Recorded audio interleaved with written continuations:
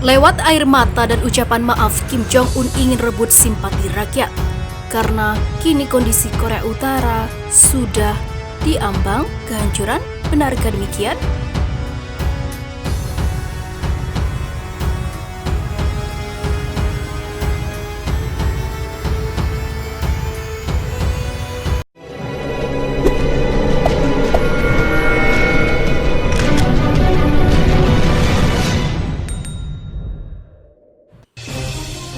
Pemimpin Korea Utara Kim Jong-un menyampaikan pidato dengan suara bergetar saat upacara parade militer tahunan akhir minggu lalu.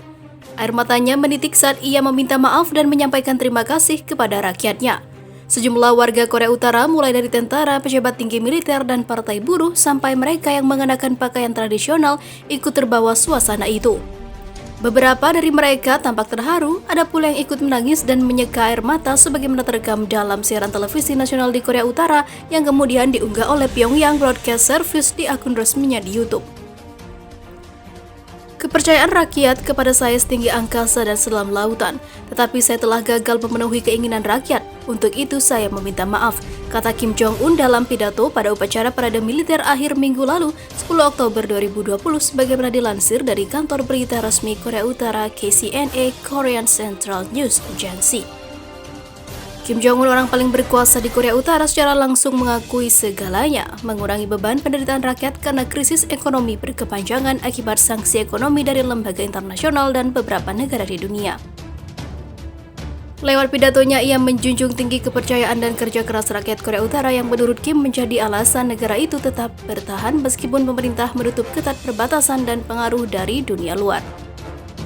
Harta yang paling berharga buat saya adalah ketulusan dan kepercayaan dari rakyat yang tidak dapat ditukar dengan ketenaran dan juga jutaan ton emas. Itu jadi dorongan bagi saya untuk tidak gentar dan tidak mengenal apapun yang mustahil dilakukan, kata Kim Jong-un.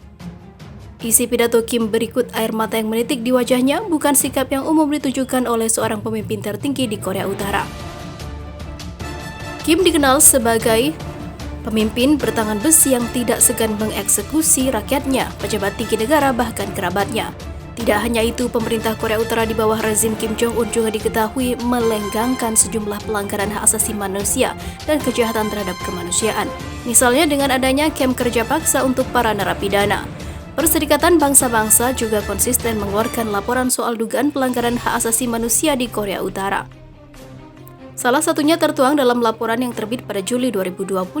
Dalam laporan itu, PBB menyebut sekitar 100 narapidana perempuan yang berhasil melarikan diri dari Korea Utara mengaku mereka menjadi korban eksploitasi, kerja paksa, bahkan pernikahan paksa saat mendekam di tahanan selama 2009 sampai 2019. Namun di tengah banyaknya laporan kebisingan rezim Korea Utara dan tangan besi pemimpinnya, Kim tampak menunjukkan sisi manusiawi lewat tangisan dan ucapan minta maaf yang berulang kali ia sampaikan dalam pidatonya. Pertanyaannya kemudian, ada apa di balik tangisan dan ucapan maaf Kim Jong-un kepada rakyat Korea Utara? Apakah Kim sekedar terbawa suasana saat menyampaikan pidato pada parade militer atau sikapnya itu merupakan cara baru yang lancarkan untuk lebih mendekat ke Korea Utara, khususnya pada rakyatnya? Alasan mendekat ke rakyat. Menurut seorang pengamat isu Korea Utara, Rachel Minyoung Lee, lewat wawancaranya dengan Reuters, mengatakan sisi lemah lembut Kim yang tercermin dalam pidatonya minggu lalu itu merupakan peristiwa yang cukup ganjil. Meskipun ia dikenal dengan sebagai sosok yang ekspresif, pidatonya itu untuk dan tentang rakyat Korea Utara, kata dia sebagaimana dikutip dari Reuters. Selasa, Lee menambahkan, biasanya pidato-pidato Kim banyak berisi jargon-jargon dan ungkapan apresiasi untuk partai buruh di Korea Utara. Orang-orang menyampaikan terima kasih kepada partai kami, tetapi mereka yang sebenarnya pantas menerima ucapan terima kasih, kata Kim kembali menegaskan pentingnya peran rakyat dalam mempertahankan keutuhan bangsa. Ia juga mengatakan bahwa saat negara membutuhkan bantuan, rakyat Korea Utara selalu siap sedia membantu berbagai program pemerintah. Salah satunya pembangunan sejumlah infrastruktur penting di Korea Utara. Karena rakyat selalu bersama partai, maka negeri ini mampu bertahan dan mencatatkan berbagai macam keajaiban, apapun tantangannya, ujar Kim Jong-un. Retorika Kim bersama rakyat itu kemungkinan merupakan salah satu usaha pemimpin tertinggi di Korea Utara untuk lebih mendekat ke rakyatnya, sehingga ia dapat berlindung di balik dukungan rakyat di tengah berbagai tekanan komunitas internasional dan para pembelot di luar negeri yang menginginkan rezim Kim turun dari puncak kekuasaan. Pasalnya, jika melihat ke belakang, banyak negara yang dipimpin oleh rezim otoriter pada akhirnya tumbang karena gelombang aksi protes massa. Contohnya, beberapa rezim otoriter di negara-negara Arab akhirnya runtuh karena pemimpinnya terlalu sibuk berada di Menara Gading dan melupakan penderitaan rakyatnya. Peristiwa Arab Spring yang dimulai pada awal 10 tahun yang lalu jadi salah satu bukti bahwa ketidakpuasan dan ketidakpercayaan rakyat terhadap rezim penguasa bisa menjadi senjata makan tuan yang mampu memaksa rezim turun dari puncak kekuasaan. Barangkali Kim belajar dari kegagalan sesama pemimpin diktator, sehingga lewat pidatonya minggu lalu ia berulang kali berterima kasih kepada rakyatnya, meminta maaf bahkan meneteskan air mata.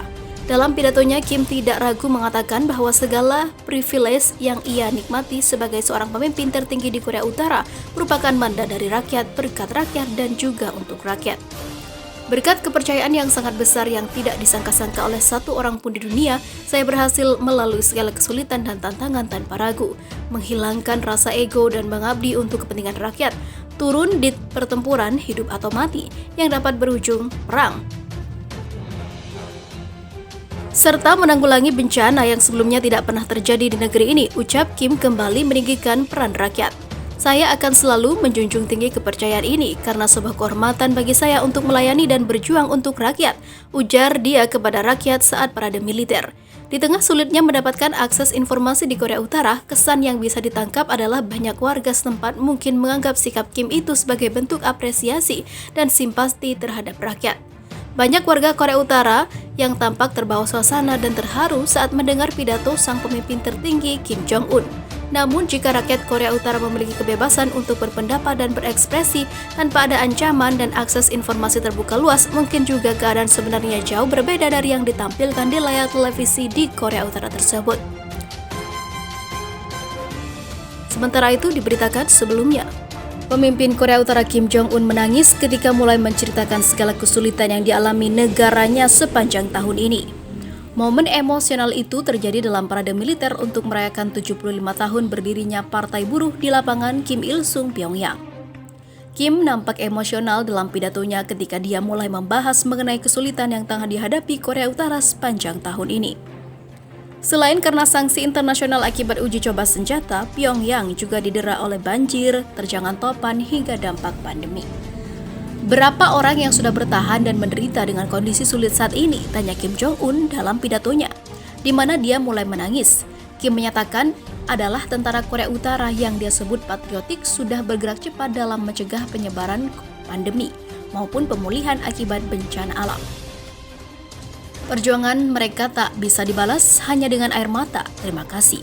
Saya menyesal dan sakit karena tak bisa bersama mereka di malam penuh kemenangan ini, kata dia. Generasi ketiga dari dinasti Kim itu menyatakan kesiagaan pasukannya membuat hingga saat ini Korut belum menemukan satu kasus COVID-19. Benarkah? Dia lalu menawarkan kata-kata lebih bersahabat kepada Korea Selatan, di mana dia berharap bisa menggenggam tangan tetangga jika pandemi berakhir. Dilansir dari Bloomberg Sabtu 10 Oktober 2020 kemarin, Kim menegaskan bahwa pemerintahannya akan terus meningkatkan kemampuan tempur mereka. Mengenakan setelan abu-abu, pria yang dijuluki pria roket oleh Presiden Amerika Serikat Donald Trump itu berujar peningkatan itu demi mencegah adanya ancaman, termasuk ancaman nuklir yang secara terus-menerus digaungkan oleh kekuatan musuh, jelas pemimpin Korea Utara sejak 2011 tersebut. Berbicara kepada kerumunan dari balkon, Kim menuturkan Korea Utara bukanlah negara pertama kali menggunakan senjata nuklir jika terjadi konflik. Tetapi jika ada negara yang berusaha menyerang kami, maka saya akan mengerahkan senjata terhebat kami dan menghukum mereka, janjinya. Du Yeon Kim, peneliti senior di Center for a New American Security di Seoul, berkata, pidato Kim kali ini terasa lebih menyejukkan. Dia hampir berusaha tidak memprovokasi Amerika Serikat sambil di saat bersamaan memamerkan keberhasilan negaranya untuk merekatkan persatuan, ujar Du Yeon Kim. Selain dimeriahkan oleh defil pasukan, parade militer merayakan 75 tahun Partai Buruh itu juga menjadi ajang perkenalan senjata baru. Salah satunya adalah rudal balistik antar benua atau ICBM terbaru Korea Utara yang disebut merupakan senjata terbesar yang dibuat oleh negara itu.